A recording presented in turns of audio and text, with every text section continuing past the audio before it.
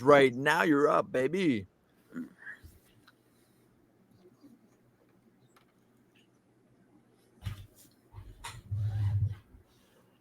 Welcome, Pod. Welcome back into TCM Pod. Chris Mathis, Spencer Mathis, as we get near the 2024 NFL Draft. We have some interesting draft prop bets for you guys. How many quarterbacks will be drafted? Cornerbacks will be drafted in the first round. Who will be taken pick 1, pick 2, pick 3, and so forth. We'll also talk about the Tampa Bay Buccaneers and their approach to this year's NFL Draft and where we want them to go here in less than 10 days. Not this Thursday, but the next Thursday, we will have NFL Draft 2024. And most people feel like our guy, not even our guy, but the Chicago Bears will take Caleb Williams at pick number 1. I, of course, am on board with that. I think it would be a total shock if they went elsewhere. That's kind of the gut feeling regarding what they'll do at quarterback there in the Windy City. Also, we'll get into Caitlin Clark and the WNBA that took place on Monday, the draft that was underway. She, of course, went first overall to the Indiana Fever. So we'll get more into what that might do for the WNBA. Spencer has a hot take there. We'll talk more about Caitlin Clark and the impact she's had on women's basketball. But Spence, first and foremost, NFL Draft just around the corner. Yeah, it's gonna be a great draft. Again, I think every single year a quarterback that shouldn't be drafted so high is going to be drafted high. And as we get closer and closer to the NFL draft, it feels like maybe what T-Cra has said about how many quarterbacks are going to be in the first round, it feels like that's going to end up being true with at least 5 quarterbacks being first-round picks this year. A lot of quarterback-needy teams, a lot of teams that are willing to use one of their draft picks on another kind of a chance guy at quarterback once you get past the top 3. Even I think number 3, I think, in my opinion, is a little bit shady this year with who I think it is whenever we get into that. But again, the top 2, I think, are set in stone. But as we get closer, you never know. Something could happen. Might see another Anthony Richardson situation. The weirdest situation so far has been Zach Wilson with the New York Jets, just a couple of years removed from that, where they really jumped the gun on a guy, took him number 2 or 3 overall. And that was a crazy pick by New York. It set him back a couple of years, but they've got Aaron Rodgers. Well, they've got a great legendary quarterback. Is he in the right mindset? I think he may have gone too far into the rabbit hole at this point. But again, if he can play some football, if they can get at least a good year of play out of him, it may all work out in the end for him. With even though Zach Wilson failed, so I think drafting a quarterback high at this point in the NFL is just a chance that NFL teams are willing to make, and I don't think that's ever going to change. Yeah, you talk about Aaron Rodgers, and you're a huge Aaron Rodgers fan. You have been for quite a while, but now even you are thinking, hey, maybe he has gone too far into the rabbit hole. He is definitely chiming away, and I understand the perspective, and I understand that he wants to be involved. However, I just don't know why he wants to be in the limelight like that with all of that that's going on. So we'll just move past that. We're not going to give him that. We'll see what he's able to accomplish here with the Jets in year 2. It'll be fun to see what they do in the first round of this year's draft. But Spencer, the Tampa Bay Buccaneers will be in the clock not this Thursday, but next. They pick at pick number 26. Do you think they trade up? Will they trade down, or will they stay put at number 26 here as they try to build off of 2 consecutive NFC South titles? Yeah, the positions that they're really looking at, obviously defensive end, offensive line, just a trenches guy, maybe even a cornerback. Obviously, we have probably what will become the first starting white cornerback in the NFL since Jason Sehorn coming up in this draft, which I think is an interesting pick. Obviously, he's coming off a bad injury, but again, he's a very good college football player. I think it's obviously going to be a trenches guy, though, for the Buccaneers because they built their team in the trenches even over the last couple of years. Going back to the Super Bowl year, you had Jason Pierre-Paul and Ndamukong Suh. Obviously, they were veterans, but again, they are a team that likes to draft defensive ends. And Joe Tryon-Shoyinka was a draft pick just a couple of years ago. He hasn't really panned out. I think that defensive end is a position that late in the first round you're going to want to take. So it's either going to be, in my opinion, one of those really good defensive ends who have a lot of potential, but you never know with injuries, or maybe a guy like that Power Johnson guy or whatever his name is. I think that's a good choice for the Buccaneers. Just somebody that can play in the trenches. I think the biggest need that the Buccaneers need, though, is just an offensive guard at this point. So if the Buccaneers stay put at number 26, I'm happy with that, and I think they should go with an offensive guard. If they trade back, they'll probably end up with a defensive end and maybe a third-round pick. Is it really worth it? Not really. So I think they're going to stay put, and they're going to draft an offensive lineman in the first round this year. And I don't think there's really any reason to trade back for some more picks that aren't really going to equate to anything. Yeah, Jackson Powers Johnson out of Oregon, a phenomenal player. I don't know if he'll be there at 26. I think the Buccaneers are maybe just on the outside looking in. Like maybe he'll go 23rd, 24th, somewhere in there. Maybe the Bucs will have to trade up if they feel he is the guy. He's the game changer. The Buccaneers are coming off 2 seasons back to back in which they had the worst rushing attack in the National Football League, and that's definitely concerning. They have Rachaad White, who looked pretty solid as the year progressed in 2023, but the offensive line was way too inconsistent for them to really get that ground game going on a pace in which you thought, hey, this Buccaneer rushing attack is dangerous. They can take this team far into the playoffs. And that was really the difference for the Bucs compared to the other playoff teams down the stretch, was the lack of a rushing attack. And, it was better as the year went on, but it just wasn't enough to get them over the hump. And I think a lot of that has to do with the offensive line. We saw Robert Hainsey at center last year step up in place of Ryan Jensen. Hainsey did okay, but it wasn't anything that you think this guy is going to be that next guy. He'll be the center holding it down, snapping the ball to Baker Mayfield and protecting everybody, and Rachaad White included there for years to come. It was more so of a stopgap fill kind of situation. And he did good, but just not good enough for that offensive line to take the next step. Just way too inconsistent. So if the Buccaneers wanted to go center, I could see that. Also guard. Jackson Powers-Johnson would be my pick at 26 if he's there. If he's not there, I don't know. If you're looking at the Buccaneer draft board, maybe you're going to settle for the second best at that position. But if you go past the third best at that position in the first round, I think you move on to pass rusher. You have to go from within the trenches. You have to build from the inside out for this Buccaneer team to get better, whether that be on the offensive line or the defensive line. But when we think of this team, we think of the worst rushing attack in the league, and you think of an offense that looked pretty solid with Baker Mayfield last year. How can they take that next step? Oh, and throw into the mix, they have a new offensive coordinator in Liam Cohen as well. Yeah, and the thing is, with an offensive lineman coming in from college football, even if he's a center, if he's an offensive guard, I think those positions are kind of interchangeable if they've ever played at any level. So that dude's huge. Jackson Powers-Johnson is absolutely gigantic. So I don't think you can go wrong with him. Is he really going to drop that far in the NFL draft? Probably not, with all the hype and buzz around his name. And again, the other guy that I was saying we should look at is Cooper DeJean. Obviously, this guy is very talented. The Buccaneers could use him at cornerback to start off, but they're kind of projecting him. Maybe he's going to play safety if he's not fully healthy to start his career. But again, the Bucs need a cornerback, and it may not be Cooper DeJean. We may not see him in the first round, but again, I think that's the third priority for the Buccaneers after losing Carlton Davis in a very weird trade that didn't really. I don't think anybody really expected us to lose Carlton Davis. Obviously, I don't think it's a bad loss for the Buccaneers as long as they can really replace him in this year's draft. And that could be an easy target for them in the first round. So I'm fine, honestly, with offensive lineman or cornerback. Not really too big into the defensive line pick at the moment, just because we've been there, done that. A lot of the guys we chose have not panned out. I think that defensive tackle we chose just 2 or 3 years ago for Logan Hall. He's the guy that kind of ended Ryan Jensen's career. I mean, it sucks to say, but it was just a training camp injury, and he went a little bit too hard. Ryan Jensen wasn't ready for it, and his career basically ended from that one injury in training camp. So again, do the Buccaneers really want to go in there and get another defensive end or defensive tackle that I don't think that you really need, because you can always sign veteran defensive ends? You can't really sign a great cornerback off the streets at this point in the NFL. I think it's either offensive line or cornerback, and I'd be happy with either one for the Buccaneers. And obviously the two guys that we named, I think, are the biggest targets, hopefully, as Buccaneers fans that we're kind of looking for. Obviously, a lot of guys in the comments, if you're a Buccaneers fan, comment down below if you're into a defensive lineman.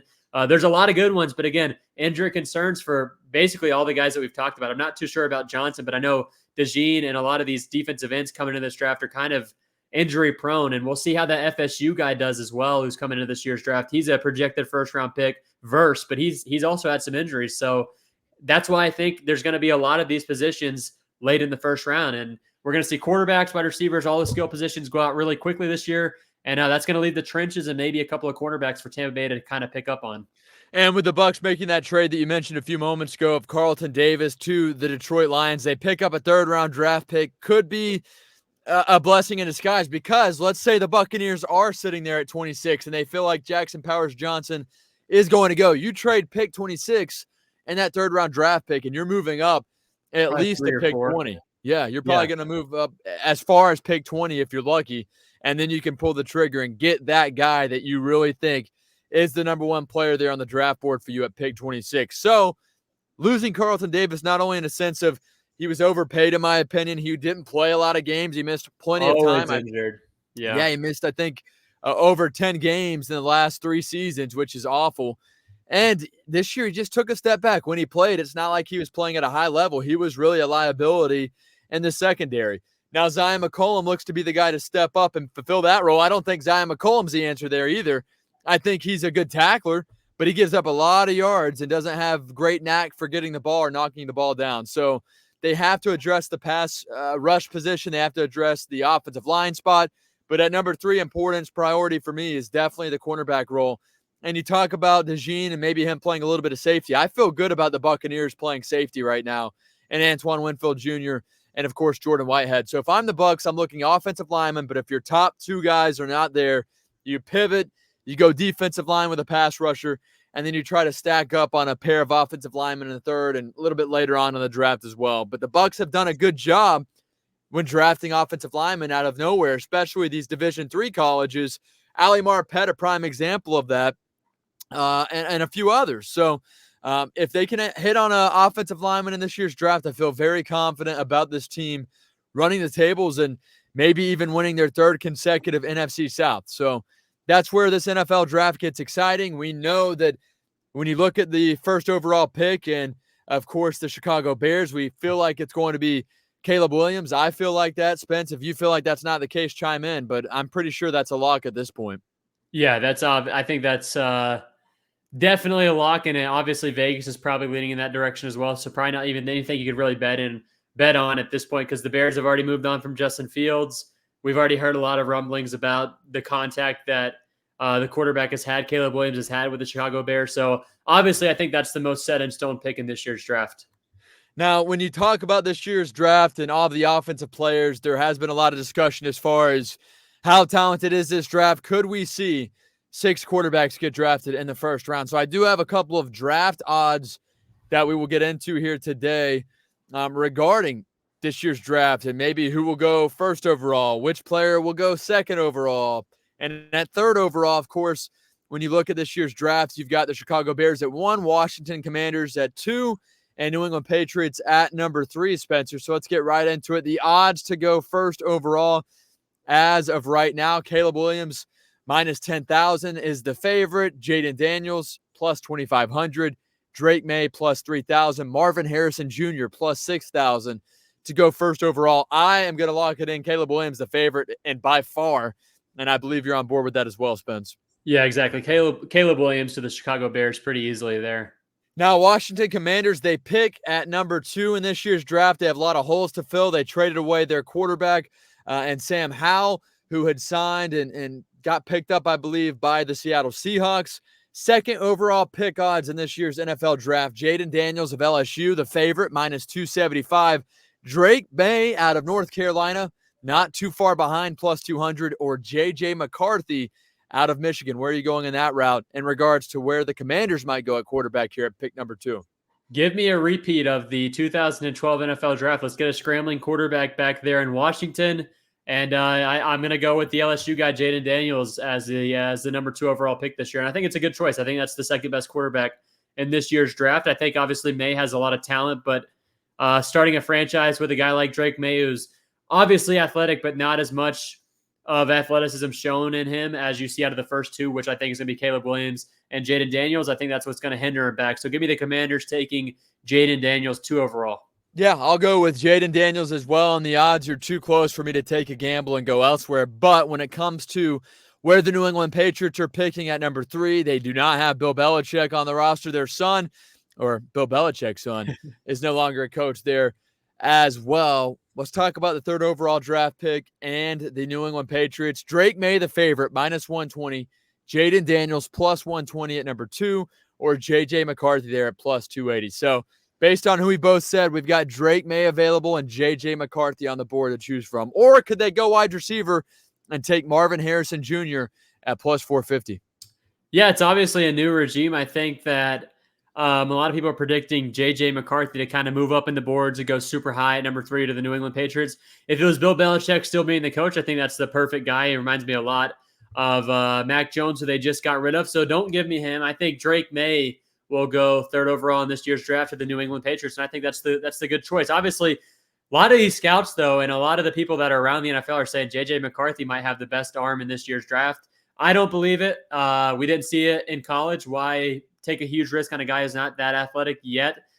Give me a guy that's kind of proven it with North Carolina, UNC. I'm going to take Drake May, number 3 overall, to the New England Patriots. Man, if the Patriots had even a decent, respectable starting quarterback, I would absolutely take Marvin Harrison Jr., but they don't. They don't have anybody at quarterback. They don't have any answers. They did move on from Mac Jones, which was the right move. He's now, of course, in Jacksonville with his fellow draft class quarterback, Trevor Lawrence, and they have unveiled that they will be wearing their throwback uniforms at some point here this season. So if they had a quarterback, I would go Marvin Harrison Jr. However, they do not have a quarterback. I'm going to go opposite, though. I'm going to rock with J.J. McCarthy. And you said Drake May. I'm going J.J. McCarthy here. 3rd overall to the New England Patriots. I think this guy is extremely talented. I think he fits the mold of what you're looking for in an NFL quarterback, and he hasn't had to throw the ball a lot because Michigan didn't need to throw the ball, but when he did, he was very good at it, and he played in cold conditions, cold, wet conditions there out in Ann Arbor. That's what New England is consisting of there up northeast. So I'm going with J.J. McCarthy, pick 3 to the New England Patriots, and we'll continue with some more NFL draft prop bets right here on TCM Pod. First wide receiver taken in this year's NFL draft, Marvin Harrison Jr. minus 800, Malik Neighbors plus 375, Spence. Yeah, give me Marvin Harrison Jr. every single time. I think that one's as much of a lock as number 1 overall being Caleb Williams. I think is obviously going to be Harrison Jr. as the first wide receiver off this year's draft boards. I think you have to. I think he's just got the obviously the accolades to prove it, but you look at the family tree and you see his dad and what he was able to accomplish. I think he'll be the first wide receiver taken as well. Moving on here because there's so many total number of cornerbacks drafted in the first round. The over-under set at 5.5. The over is the least likely to happen at plus 300. The under, the favorite, under 5.5. What are you thinking, Spence? Will there be 6 corners taken in this year's NFL draft in the first round? Cornerback 6. Corner. Is that common? No. Yeah, I'm going to go under there again. I don't know. I don't think it's going to be 5. I would say maybe 4. Obviously, there's probably a lot of good prospects in this year's draft, but I think everyone's kind of honed in on quarterbacks at this point. So if you were saying quarterbacks, I say I'd probably take 6 this year with the stuff that we're seeing out of Michael Penix Jr. and a lot of these other guys. Even Bo Nix is kind of moving around the boards as well. So I think those guys, we might see 6 quarterbacks, but 6 cornerbacks, I'm going to have to say, even if the over-under was 4.5, I'd still go under. Me too. Yeah, I think you're probably looking at 4 at the max number of cornerbacks taken in the first round. And you talk about quarterbacks, I think you're going to hammer the over on this one. Total number of quarterbacks drafted in the first round set at 4.5. I will go over. I don't know who's not going over there. There's at least going to be 5. I think you're going to pencil that in as well. Yeah, I think the top 4 quarterbacks are basically set in stone. It's just a question of, is Bo Nix going to be in the first round or is Michael Penix Jr. going to be in the first round? I think one of the two will be. With the over-under set at 4.5, though, I'll definitely go over. If it was 5.5, I'd definitely be a little hesitant, but I'd still go over just if I were a betting man. Obviously, if I were, I'd probably be in a ton of debt because by the time the NFL draft rolls around, there'd probably be only somehow 3 quarterbacks in the draft. Just with my luck of betting, I've only betted a couple of times, lost every single one, so I stopped doing that. So give me the over there, though. I think that one's pretty easy for this year's draft. I think obviously Bo Nix or Michael Penix Jr. If I had to put money on it, though, I'd go Michael Penix Jr. being a first-round pick before Bo Nix was, but we'll see how this year's draft shakes out. Obviously, he's a guy that's also rising, but again, every single quarterback in a draft is just going to – their name's going to get further and further up the draft boards until the draft happens, and then you see what happened last year with Will Levis. A guy is left out of the first round who probably could have been a first-round pick. He was pick number 33. I would say Bo Nix or Michael Penix Jr. will be left out, and there'll be 5 quarterbacks taken in the first round. All right, we'll move on now here and continue with a couple of these because these are very interesting and people are betting money on these odds here in this year's NFL draft. Over under Bo Nix getting picked at 26.5. Will he be picked 27 or later or sit at pick 26? Yeah, well, that's a tough one because Bo Nix is not a guy who you can have be a backup quarterback in the NFL. I mean, he's kind of a lot older than a lot of these other guys. Same thing with Michael Penix Jr. He could maybe be back up for a year. So it kind of makes you want to push him up a little bit of the draft boards in terms of the top teams are not going to need a quarterback to come in and start immediately. So would they go for a guy like Bo Nix or Michael Penix Jr.? That's the one question mark that could keep them out of the first round. Give me below pick 26.5. So give me like 27, 28, 29, 30. Could that even be out of the first round, or is that just below that pick and in the first round? Out of the first round, yeah. Okay, so yeah, I would take above 26.5 in terms of anything past 26. Chris Mathis, Spencer Mathis here, TCM Pod. I'm right here at the iHeartRadio studios in Tampa, Florida, and a local guy by the name of Michael Penix Jr. and his odds over under pick 32.5, meaning will he be a first-round pick or not? They're saying he will not be a first-round pick. Those are the odds right here. That's the favorite. What do you think, it's Spence? First-round pick for Michael Penix Jr. out of Washington. Yeah, weird things happened recently where they're like, hey, Jaden Daniels is set in stone to the Commanders. Now the Raiders are looking at Michael Penix Jr. at pick number 13. I think that'd be a little bit too early for him, but it looks to me like he's going to be a first-round pick in this year's draft, and I think Bo Nix would be the odd man out. So I feel more comfortable saying that Michael Penix Jr. would be a first-round pick before Bo Nix, in my opinion. Yeah, there's no doubt about it. And I know his injury concern is there. He is older, but Bo Nix is even older. And I think that you look at Michael Penix Jr., his ceiling is higher than a guy like Bo Nix. So we'll see what the safe play is there. I don't know if Bo Nix is going to get taken in the first round. I think he might slip middle second round. That'd be my guess, even though I think that should be the case at least. I would not be surprised, however, if there's a situation in which you look at this team and see, or you look in the NFL and you see that, maybe he does get drafted in the first round and 6 quarterbacks go. I think for sure 5 will be taken. Not quite sure about 6 unless everybody's just quarterback heavy here in the opening round. So that's kind of our NFL draft prop bets here as we approach next Thursday's NFL draft. It should be an exciting time. I do want to get into an interesting take by Spencer as we did witness the WNBA draft on Monday. And of course, the girl who really changed basketball, at least in women's basketball this past season, especially when it came to March Madness and the tournament. Caitlin Clark out of Iowa was taken first overall and was drafted by the Indiana Fever. Spence, I saw her contract, and it was crazy to see how little bit of money she makes. However, in comparison to what the WNBA makes each and every year, their revenue that they bring in, I really don't think it's that crazy. But when you run down the numbers and you think of arguably the biggest and best player in recent memory, Caitlin Clark is right there, and her contract is a 4-year, $338,000 contract. She's getting $76,000 and some change here in 2024. Yeah, as fans of the NBA, or at least people that keep up with the NBA occasionally through Twitter, I don't think a lot of people really watch the NBA as much as it was maybe 10 years ago in LeBron's prime at this point. But again, people were talking obviously about how much Caitlin Clark makes as soon as she was drafted first overall. And it reminded me of a scene from The Office in which Michael Scott was talking to a warehouse worker about his salary. And Daryl, the warehouse worker, was like, Michael, how much do you make a year? Michael Scott, the boss, obviously the guy, the regional manager of all of Dunder Mifflin, shows the warehouse worker how much he makes per year. He's been there for 15 years. And the warehouse worker says, Michael, you make like $5,000 more than me, and I'm a warehouse worker. You need to work for change. Like, what are we doing here? I feel like you're getting underpaid.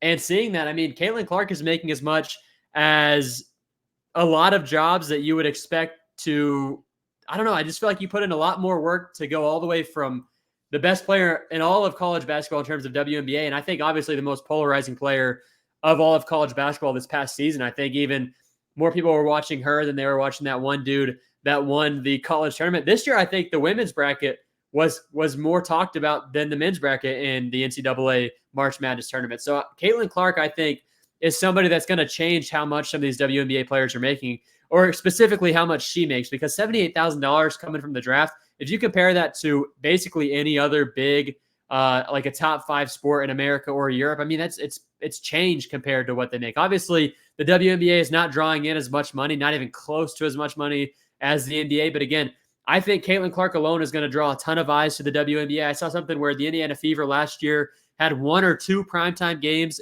the entire season. They're already scheduled for over 30 next year. So Obviously, she's going to bring in a lot of money for the Indiana Fever. She's going to bring a lot of eyes to the WNBA. Will she bring in fans? I don't know if people are really going to commit to watching a full season of Women's National Basketball Association. But again, she's going to draw attention, and I think the first game that she plays in the WNBA is going to be one of the most watched games in the history of that league. So she's going to bring in a ton of money, and I think by the time that we're done with Caitlin Clark's career, if she pans out like she should in that league, her money, I think she's going to change the landscape of how much money these girls are getting paid, because she drew a ton of attention to women's sports, which is a great thing, because obviously a lot of sports like softball, in comparison to baseball, there's no real professional softball league. A lot of sports like even college basketball, if you're a D2 player in college basketball, you really have no shot to go pro. So seeing somebody like Caitlin Clark really set the world on fire in terms of getting people to watch the sport that or just women's sport in general, have really just not been watched as much in general. And that is because of the professional aspect of it, where people aren't as big fans into. But I think Caitlin Clark could really change what people think about the WNBA. I think I'm definitely going to watch her first game. I'm sure she's going to bring in a lot of TV money. She's going to get a lot of money in endorsement deals because she's easily marketable. We've already seen that so far. So I think probably 5 or 6 years from now, if Caitlin Clark really pans out in the WNBA, the number one overall pick, let's say 5, 6, 7, 8 years from now, is going to be making probably double what Caitlin Clark made in her first 4 years in the league. And I think it's a good thing for Caitlin Clark, at least in terms of her garnering her second contract in 4 or 5 years. Yeah, I'm excited to see her change. I hope that she changes the WNBA. And, when you talk about getting eyes on the sport, that will help because more people will go out to the game. So you hear her story and you're able to witness what she's been able to accomplish.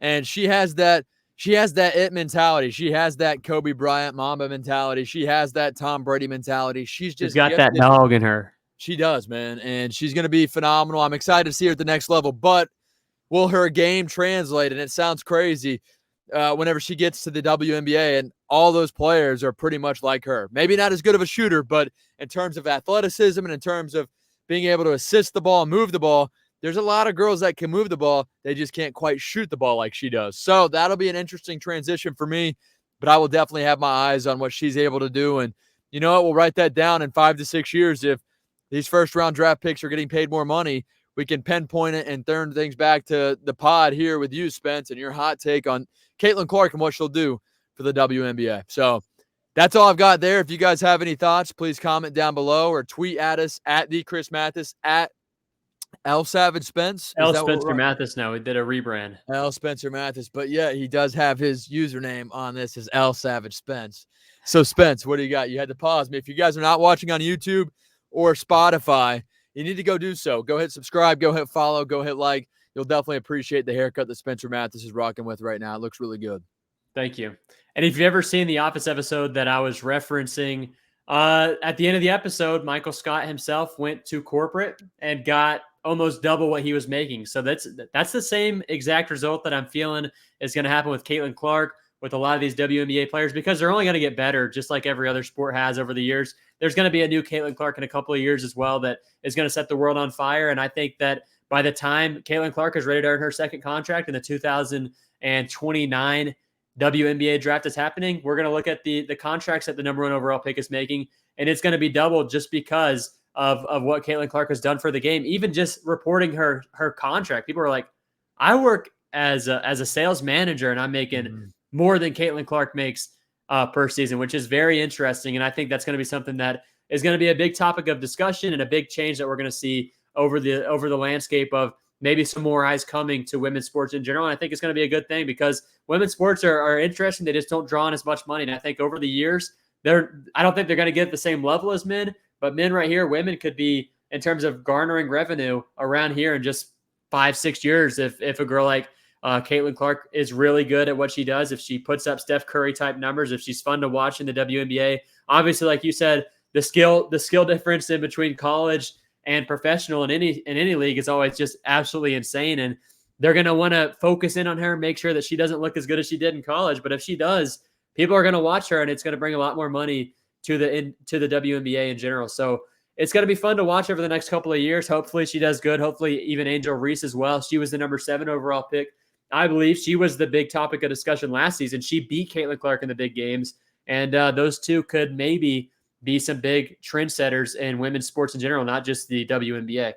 Yeah, no doubt. And once the WNBA gets another team or two, or maybe even 6 more, because they only have 12, and expand across the U.S., that will also bring in more revenue. So maybe we can see that. I'm hoping for that. I think it would be 12? neat. They only have 12. That's all they got. Yeah, they've got 12 teams. Oh So my that has a God. lot to do with the revenue as Yeah. well.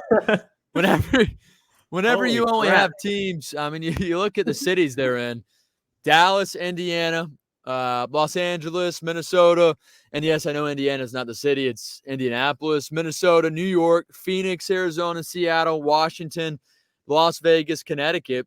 I don't know where that team is. I don't know what cities in Connecticut, to be honest with you. Yeah, Chicago and Atlanta. So there you go. Wow. Yeah, man. Yeah, we got to expand a little bit. Hey, this is the Yeah. original six like the NHL had over 100 years ago. In Yep. the WNBA, if Caitlin Clark's good enough, hey, maybe 8 more teams join the league in the coming years. Maybe we get one down there where you're at in Tampa. Would be And cool. you could be a fun WNBA fan. And maybe Caitlin Clark goes there in a couple of years. And I'm going to call Yeah. it now. I think Tampa will have a WNBA team within the next 10 years. Caitlin Clark will be on that team. And you can kind of go ahead and write that down now, and we'll be fans of them. Yeah, I mean, you know what? I don't think that happens before the NBA, and the NBA is not happening here. So I don't know. We'll find out, guys. Thank you guys for jumping aboard. Tampa Thunderbolts. The The Tampa Thunderbolts is what they're going to be Tampa named. Thunderbolts. I like that. All right, 10 years. guys. That's a nice play on the Tampa Bay Lightning. Thank you guys for joining us. Hit subscribe, hit like, comment down below.